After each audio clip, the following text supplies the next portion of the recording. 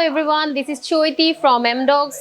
Hope you are very doing well. আমি ধরেন আমাদের নোট 5টা দেখে আমাদের নোট 3টা দেখিয়েছি, এটা হচ্ছে নোট 5। এই নোট 5এও আপনি কিছু অলরেডি আপনি এখানে ধরেন আপনি কোনো একটা অক্ষর লিখলেন, ধরেন আপনি এটার উপরেই লিখলেন, এটার উপরে আপনি বুঝালেন, আপনার পুরো ফরম্যাটটা এসে পড়বেন।